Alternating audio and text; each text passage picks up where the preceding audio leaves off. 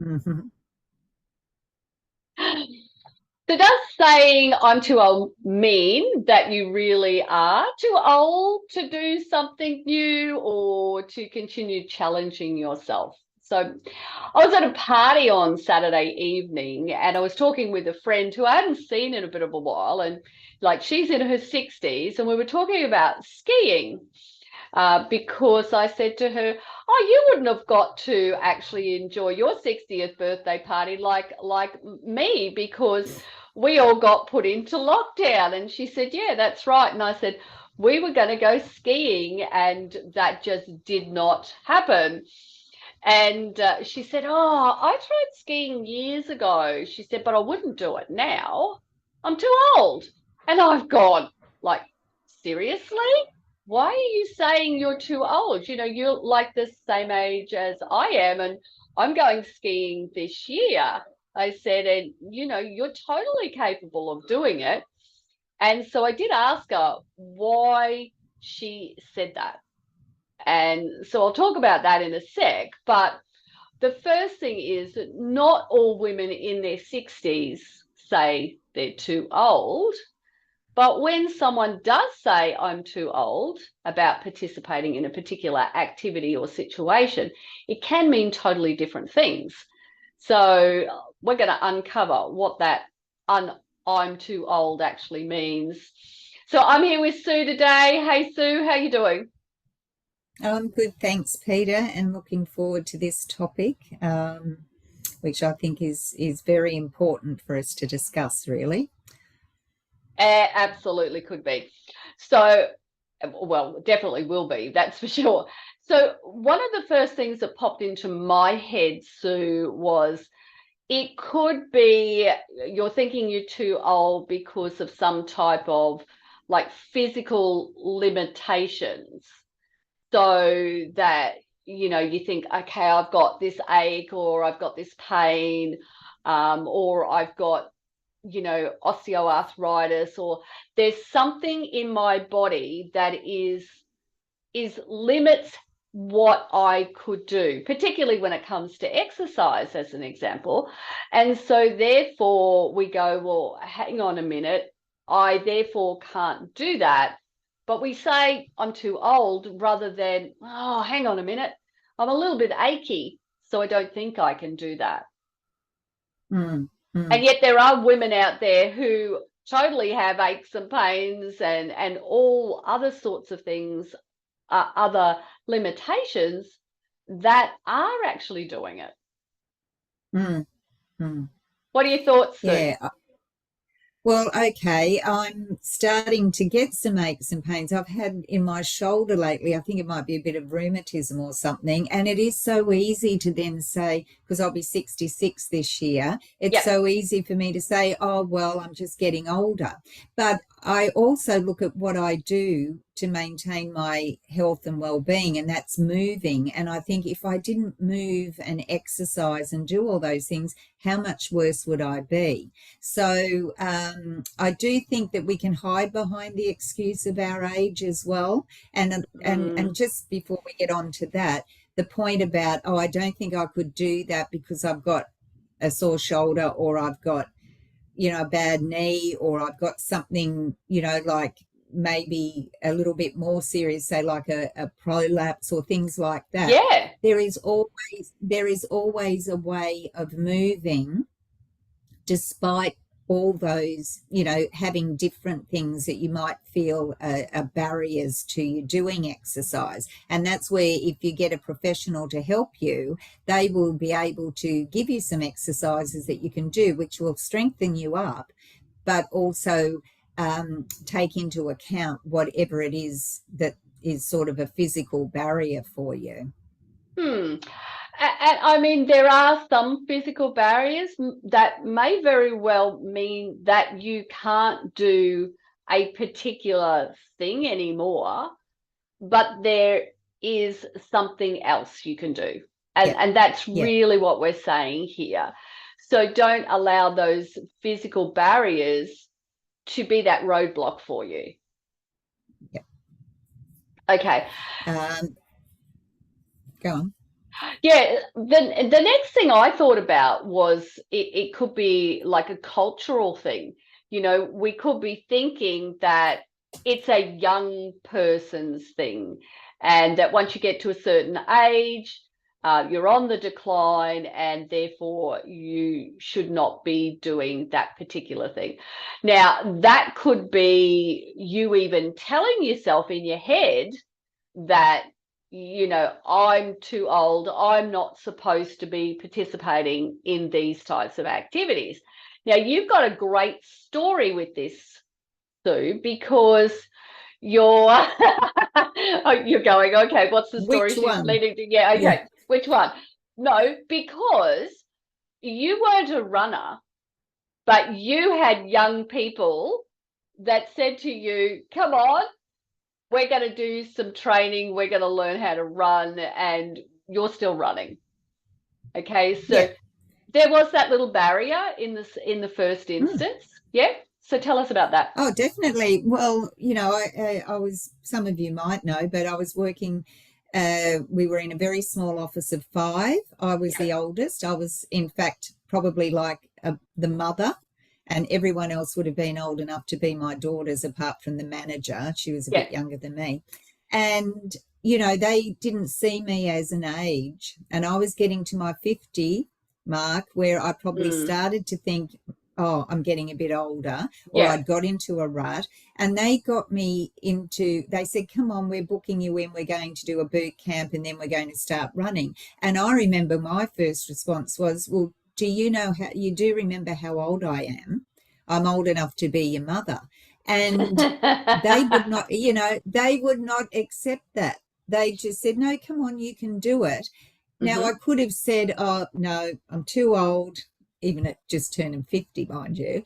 I'm not going to do it. But I went along and they were encouraging me. And everyone that I came into contact with encouraged me. They thought it was great that I was Yes. trying, that I was giving it a go. And I think that's the important thing, is to keep an open mind and just for a time forget about what age number you are and just have a go at doing something. Now, I'll tell you now, I won't ever do bungee jumping. And it wouldn't matter if I was 20 or 100. Yeah. I just I just wouldn't be able to bring myself to do that. But you know, I think that if you can just, once you start, people are so encouraging. And I think if we are a little bit more mature, people get really impressed by the fact that we're actually trying something. Like I can imagine you Yeah. skiing and Mm. younger people going, oh, look at her. You know, she, not that you look, you know, No. 100 or anything like that, but you know, say a teenager or that would be looking at us doing things and going, wow, look at what they're doing. Oh, And I hope I'm like that when I'm 50 or 60 or whatever. So, you know, I think it can have a positive effect on others. We don't realize that we can be role models to people if we're just brave enough to do things and forget about the age number that we are. mm. Do you know, so that reminded me of a story. Our first year of skiing, so I was only in my 40s when I started skiing, and I thought, oh, cold weather, oh, don't know how I'll go with that. And it was pretty, I'll say scary. And I will come to that topic in a second, starting it out. But what happened was, you know, I went, yeah, okay, let's do it. So this one day after skiing in the evening, we walked over to a bar where you could see the sun setting. And I was sitting there talking to some young fella, you know, he was probably in his, I don't know, 30s or something like that. And he was he was talking about being there. Like I said, are you here alone? And he said, no, I'm here with my dad. And he said, I have an older dad and he is now in his 80s. And I said, oh, is he here skiing with you? And he said, yeah, he is. And I went, oh, wowza, okay, this is great. You know, so there's people who are way older than me skiing. Particularly, I noticed that when we went to Japan skiing, lots of older people ski over there. And and he said, yeah, the only thing is I'm now carrying his skis and helping him put on his boots like he did when I was a child. And they had reversed those roles. And I thought Mm. that's really lovely that he has continued to do this thing that they loved doing together. Um, but the thing about skiing in Japan, if I can say this, is that when you're 50, you're treated with respect. And so the price of skiing over there on those ski fields is like totally reduced for you. So it's a great place to actually ski when you're older. And it's very powdery and it's very soft. So if you have a fall, you got nothing to fear.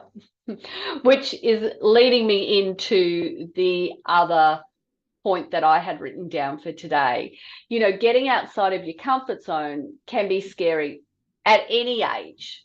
But it's particularly daunting if we condition to believe that we are too old to do certain things.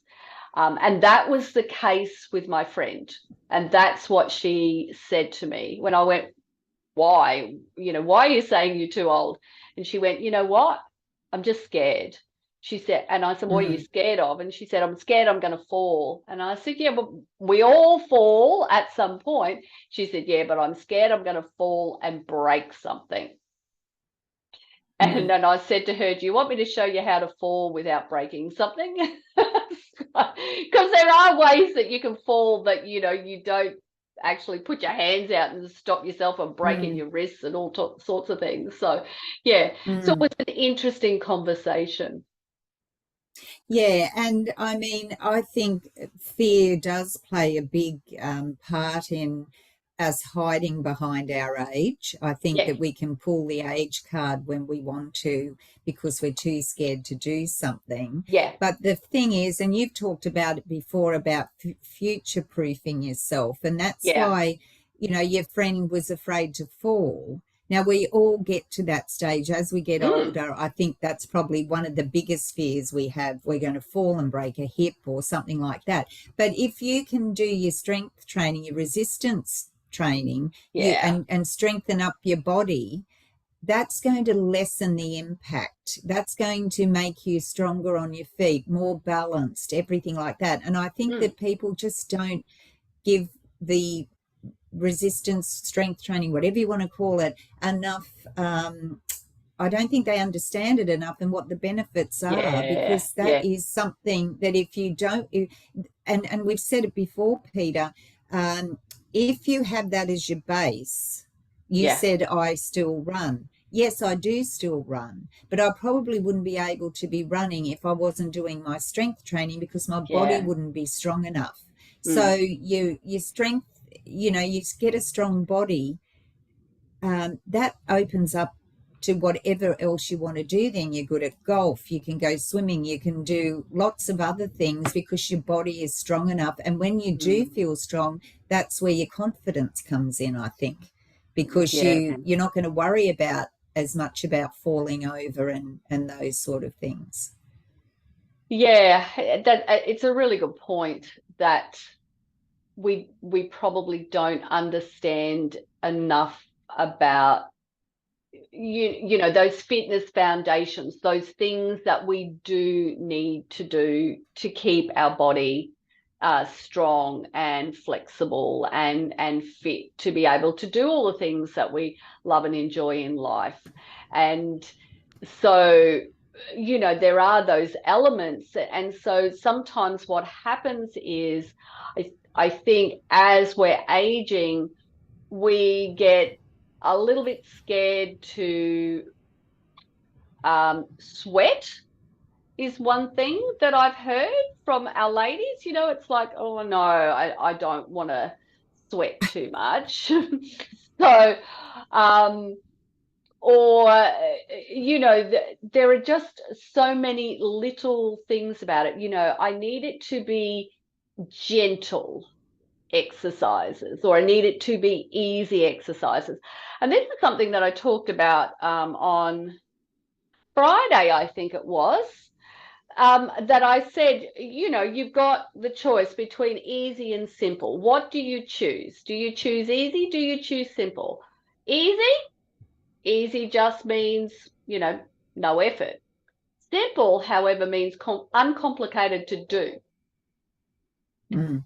So if you want to progress, if you want to feel better, if you want to continue to do all of the things that you love and enjoy, then it means that we should do simple, not easy. And I see this on social media all the time. You're starting an exercise program. Here's what you start doing. And you've seen it too, Sue. I know that you've said it through. Here's, some 50-year-old woman doing, this slow, steady move. And hey, if that's where you are at right now, that's great. But, I'm going to say this, that I think we get underestimated because of our age. We get these easy things to do because we think that's all we're capable of. We're not. And, so I don't get on my high horse right now and say, hang on a minute, we're not seniors. We are capable of things. We're not vulnerable people either. We are capable. So, and I think that comes back to a couple of things that I had written down, if you don't mind, the confidence that you said. They don't have the self-belief that I can do more than just a gentle exercise program, and also worrying about what other people think. The fear of what are other people going to say if I do this or wear this or get my hair this way or that way. Everything, a lot of what we do is, you're getting older, so you can't have long, or you shouldn't have long hair, or you should be grey, or you should wear this, or you shouldn't wear that, and you should do this exercise, you shouldn't do that. I mean, it's so complicated, and you start to either give up because there's too many people telling you don't do this, don't do that. There's too many rules that you think you have to follow, or you have to fit into a certain mold, instead of thinking, what can I actually do myself? Forget what age I am, forget everybody else, forget the rules. What makes me feel good? What can I do that makes me feel good? Forget the rules for the minute. I think people tend to follow rather than thinking about what's right for them at any given time. And listening to what other people say, or listening to societal expectations, as I just said, don't wear this or don't wear that, or you're too old to be doing paddle boarding, or you're too, there's all these things that we're told that we just accept, instead of saying, well, hey, hang on a minute. How do I know if I haven't even tried? I've got a friend, and she's in her 50s, and I used to run with her. We don't now, for, her work changed or something, so we don't run anymore. But she had never tried paddleboarding. Yeah. And she went with a friend, and now she loves it. And she said, I didn't think I'd ever be able to do that. And now that was because she just overcame her fear of thinking, oh, I'm probably going to fall off more than I'm on there. And she did to start with, but now she loves it. So, you're closing your world. You're making your world so much smaller by hiding behind the age, or I'm too old to do that. I think that's another thing too. Your world diminishes because you're making yourself just follow a narrow path instead of opening up to what opportunities there are for you. I mean, a lot of women start their own businesses in their 70s. Things are different now to our mums' generations and before. We've got a lot more opportunity now, and to hide behind or to accept the notion that you're too old to do something, I think really restricts you as a person, and it restricts your growth as a person. Yeah. I like what you said there about, listening to other people and, following other people. It reminded me of a couple of weeks ago, one of my sons, who's in his, mid 40s, he rang and he said, you know, hey mum, do you have a heart condition or, you know, blood pressure issues? No, mate, nothing. You know, I'm not taking medication. No, I have nothing. And he's gone, oh. And I said, why? Is there an issue? And he said, oh yeah, they're putting a little halter on me, you know, next week. And I said, oh, okay. And I said, I think you'll find that, I said, tell me about it. So he did. And I said, you know, I think you'll find that your father had those same things happen at that age. And I said, he could have been a little bit younger than you, but I remember him going through that. And he said to me, oh, I rang him and he said, no, it's not on my side. Ring your mother.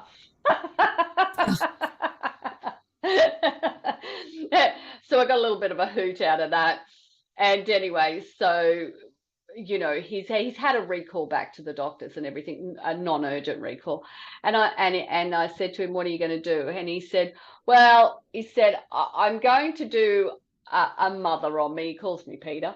I'm going to do a Peter. And I said, and what's that? And he said, well, if they tell me I have to go on medication, what I'm going to do is I'm going to say to them, give me 3 months. I'm going to fix my lifestyle and then I'll come back. And I said, well, okay, that's a wise thing to do. And he said, and I know my lifestyle can be cleaned up, Mum. And he said, and I've already started doing that. And I thought that was, you know, that's a wonderful thing about aging, because he's becoming wiser. He's also singing to his own song. He's not necessarily following the traditional, you know, do X, then do Y, then do Z. He's looking for options. Yeah, and that is part of life experience, isn't it? And yeah. So we should be embracing aging as well, because totally, you know, we've been through all the experiences, so you know, we are a bit wiser. Yeah. But I just think that, you know, what we've talked about today with the confidence and fear are probably the 2 points that I think, you know, people, you know, worry about their age about, because they just don't have the confidence in themselves. You know, physical limitations is up there as far as a percentage of things that stop us from doing things. The other thing is, Sue, that I had written down as well too, is it simply could be that whatever it is that, you know, someone's encouraging you to do is you don't have any interest in it. It's not something that you think you're going to enjoy, and you'd prefer to do something different. That's when the no word comes in, everybody. No. You know, I'm sorry, I'm not interested in that. And I think that's another thing that happens, is we get a little bit stronger in being able to say no to something rather than saying yes to it. Yeah, and I think that's a point that you made too, because we've been saying, oh, you know, you should be trying things, you should be open to new things. But if you really have no interest in it, why are you wasting your time when you could be doing something else that you do have a bit more of a passion about? Because now in this later, you know, season of life, we have more time to follow our passions and what we're enjoying. So it comes down to you, as you said, saying no to things that are robbing you of that joy, or that you've got no interest in, but you think, oh, I better do it because I don't want to say no, and hating every minute of it, instead of using your time wisely and doing things that you're passionate about, that you get enjoyment from, because then you're going to be healthier mentally as well, because you're in a good place, then you're doing things that you love and you feel fulfilled. Absolutely, Sue. And you know, it's for me, you know, running a marathon is the last thing I want to do. Could I do it if I wanted to? Yeah. But going and skiing and, challenging myself every day to get up and have breakfast and be out there on the ski slopes all day long, except for a quick little break to have some lunch and, pit stops along the way. I will ski from sun up to sundown. And that's because I know I've got the strength, I've got the fitness, and that I'm capable of doing it because I'm doing all the other things that are going to get me there. And I think that's important as well too, Sue, because you've got that, or I've got that thing that I'm looking forward to, that thing Yes. that is driving me to do that.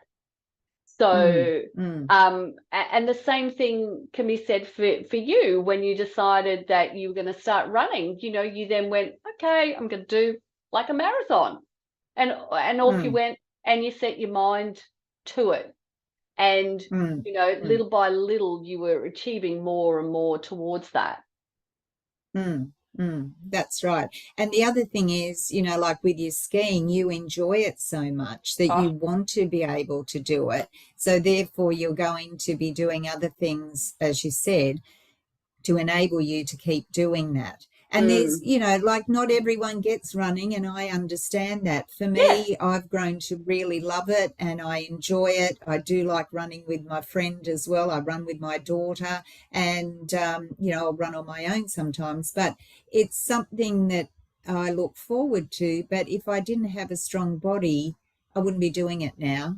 I'd probably just be walking or, but because I keep my strength and a strong body, that gives me that energy, that fitness to keep going. So it's all about doing something that you really love and wanting to do it and wanting to achieve that. And it doesn't matter what age you are, because I say that you see all these people in the news in their 90s that are, for example, getting their degrees, a university degree, or they're running a marathon, or they're sprinting, or they're, doing all these other things that you wouldn't expect a 90-year-old to do. So you've got, it's all, I think it all comes down to how you view it mentally, what your attitude is, because you can have an old 30-year-old. You can have someone that's got, they've given up or they just don't have that vitality. But you could have a 90-year-old that is so young in mind and full of zest and vitality. So it doesn't matter what your age is. So I think that, whilst we need to acknowledge that we do get older, it doesn't necessarily mean that we have to stop and that we will stop, because I think the day you do stop is that's when your health starts to decline. So it's just, to me, a matter of how you look at things and taking ownership of it yourself. And if someone says, oh, Peter, you're too old to be going skiing, what are you going to say? You're not going to turn around and go, oh, well, I'll cancel my holiday because they think I'm too old. You're going to say, well, no, I enjoy it, I can do it, and I'm proud that I'm this age and that I'm still doing this sort of thing. So the mind is so powerful, Sue. It can stop us from doing everything, and I think sometimes that we get terribly caught up on a specific number, that number that we are, as opposed to just hey, it's another day. I was sitting there yesterday. I had come back in, I'd actually been out for a jog, and I was literally, I was just wet from top to bottom. It was so hot. And I sat myself down on the chair and, just had a drink of water and whatnot when I got home. And I was sitting outside and I caught a bit of a breeze on the sweaty body, which was lovely. But I just thought to myself, you know what? There would have been people out there that have gone, it's too hot, I'm not doing that. Whereas for me, I just went, this is who I am. I love getting outside. I love moving my body. because I know that when I do that, that heals my mind, it heals my body, it heals my spirit. It fills Mm, me with such great joy that whatever else is going to happen in the day is going to feel even better still, or I'm going to be mm, able to cope with it better because I've moved in some way. mm, Totally agree. Totally Yeah, agree. yeah, I come back from a run or after I've exercised, and you said some people don't like to get sweaty. I love that feeling. I yeah, love being all hot and sweaty because I think, wow, that was a good workout, or wow, I feel alive. And then yes. and then it sort of notches up my activity level because Oh, I'm all hyped up after moving and whatever. And so then I'll be doing other things. And I find that the days that perhaps I might take a day off where I don't do anything, and the day just drags and I'm feeling lethargic. And after a yes. while, I think I've just got to go for a walk or something just to get out of the place. But, the more that you are active, the more you want to be active, and it just sort of builds on from there. I have my most productive days after I've done a really good, Oh, solid yeah. workout in the morning.